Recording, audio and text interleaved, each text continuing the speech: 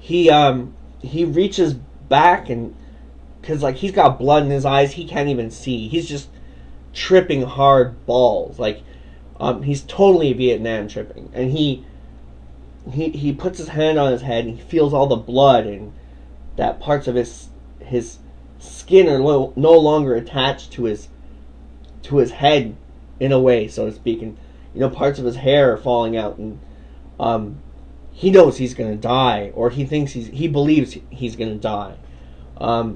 So he's gotta, much like Rambo 3 when he self-operates on himself with the piece of shrapnel that goes through his abdomen, and much like First Blood sewing up the arm, we're treated to a new scene where Rambo rips his shirt off. It's pretty crazy scene, actually. He rips his shirt apart, kind of Hulkamania like. He knows he doesn't have a lot of time, so he rips it off. He does this little stumble because he's so disoriented. It took a lot of strength to do that. He puts his hand back on his head, but this time he can feel portions of his skull. The slimy portions of his skull. So he kind of puts his hair and his scalp back into place manually with his hand, kind of doing that, and then takes the shirt and rolls it up and wraps it, like ties it like the bandana, but obviously it's the bandana part, and it's keeping the blood out of his eyes, and it's also used to keep his head together. And he yanks it in both directions to tie it tight, and then does a little stumble again. This time putting his forearm near his rib cage. All of his mid body, like abdomen and rib cage and all that area, it's all like black and yellow and purple and blue. From full force, dead weight landing on that protruding rock that pretty much saved his life.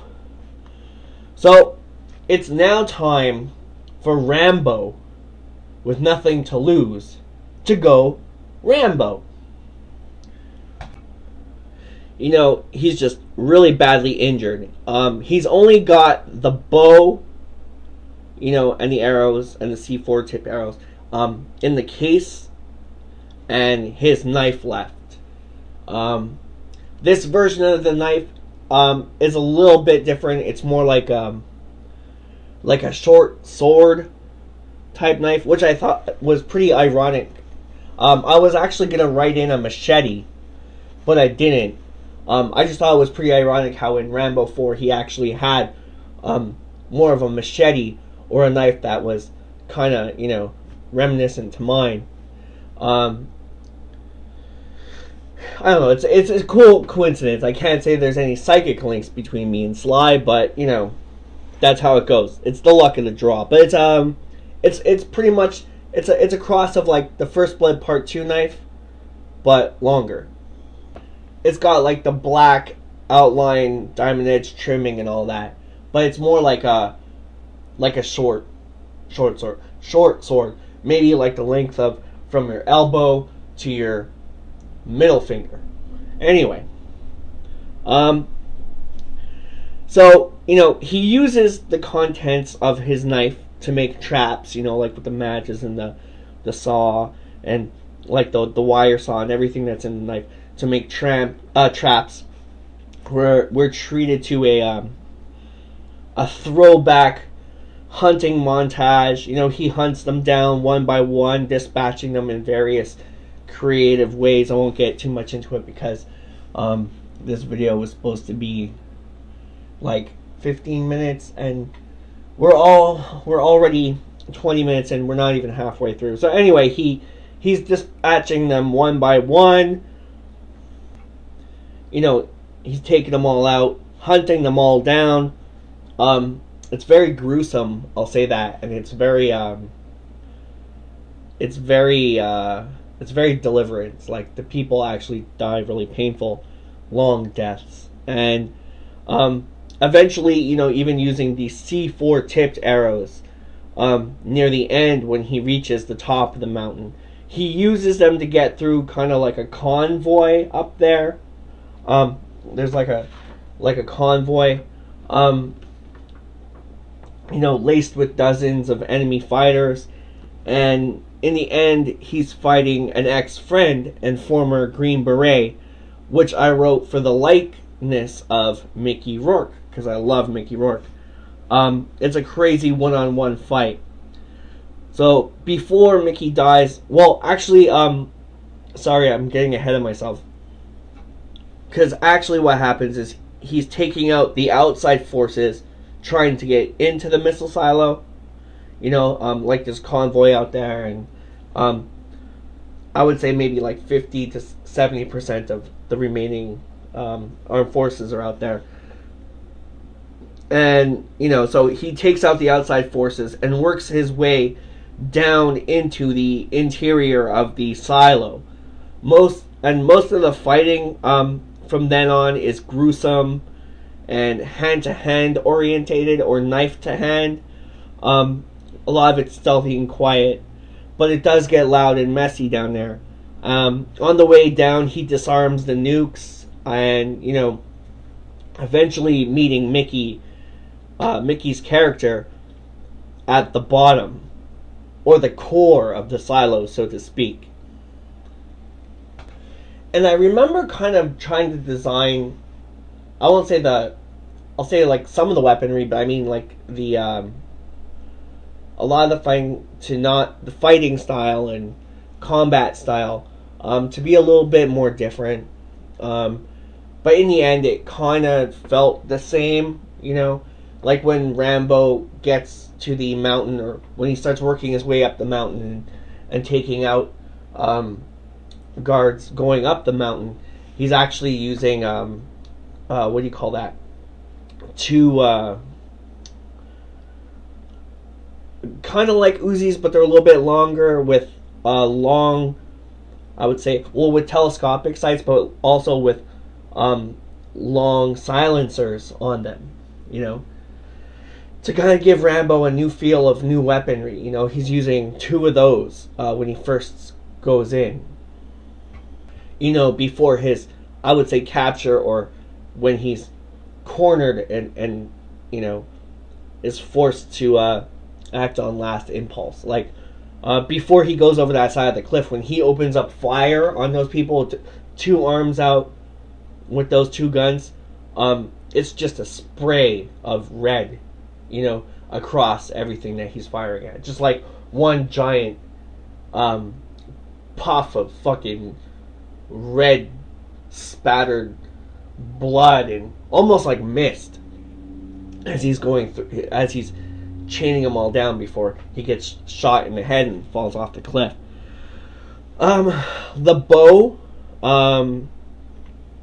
more for, I would say, comes in where during the hunting montage, he uses a lot of the regular tipped arrows.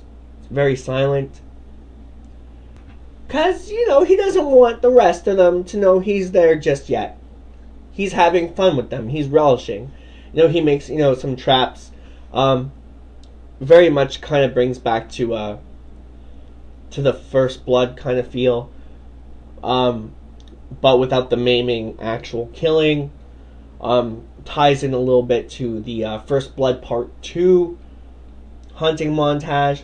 How they kind of like, how Rambo would use like vines and stuff, and twigs and stuff. What do you call that? To like choke, to build like nooses and choke the enemy, or to like to take them out. But a lot of the bow and arrow stuff is used in there. He kind of saves the explosive tip arrows for when he has to get into the missile silo from the outside. And when he uses those, it's pretty cool. Like when he comes up on the what do you call it? On the convoy, like all the vehicles outside the entrance to the silo at the top, near the base where the missiles actually are going to come out from. If he can't save the day, of course.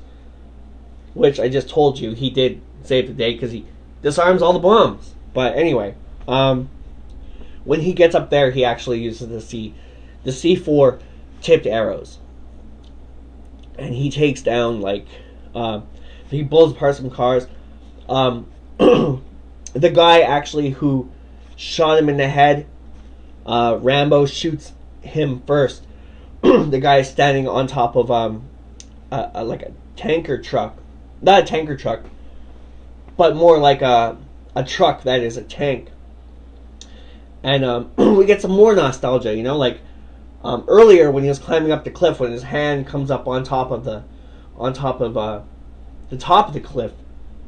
In my head, I had that whole scene from like Rambo 3, you know, when he grabs the top of the cliff and it's like, bah, bah, bah, bah, you know, with the crazy synthesizer.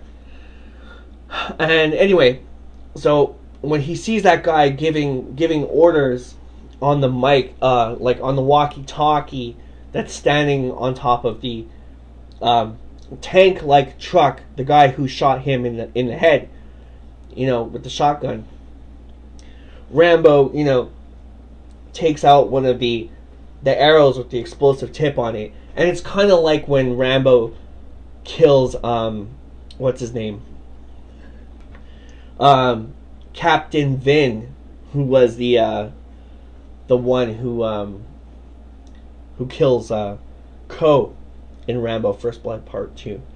I saw him actually in a movie I saw for the first time, Fist of the North Star, the other day.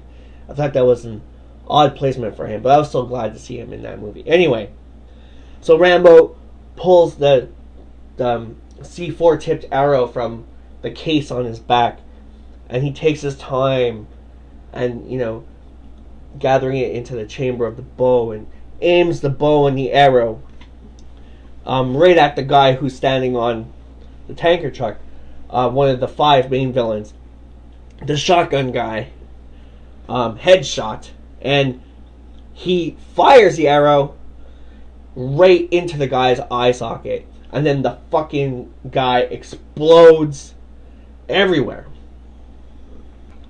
So, just like you would expect, pandemonium, everyone goes fucking crazy, start firing off on different directions, nobody knows where the arrow came from, to which Rambo reaches back again and pulls out another 3 arrows, this time all C4 tipped, and this time when he arcs back the bow, he's got 3 arrows in his finger, and then he tilts it horizontally, the bow, and he lets go, and all 3 shoot in like kind of the same direction, but like a spread fashion, and take out all the fucking convoy. Like the whole thing just boom goes fucking crazy. Everything's like blasting apart. People are on fire. People are blown apart from the tanks underneath of the jeeps and stuff. The whole place is engulfed in flames. So the orders start coming up, down the pipe or up the pipe, or however you want to say it. Mickey Rourke's getting his guys all together on the inside, preparing for an inside attack. Rambo, you know, we cut back to Rambo. Everybody outside still running around like chickens with their head cut off. Rambo takes out another C4 tipped arrow, aims it at the hatch to get into the bunker, blows the top off the fucking hatch. It doesn't come off all the way, but he like blows most of it apart. And then we're treated to another cool little scene. But before that happens, actually that little cool part I'm going to tell you about is very nostalgic as well, from Rambo 3 and a bit from Rambo 2. So anyway, the hatch almost blows all the way off.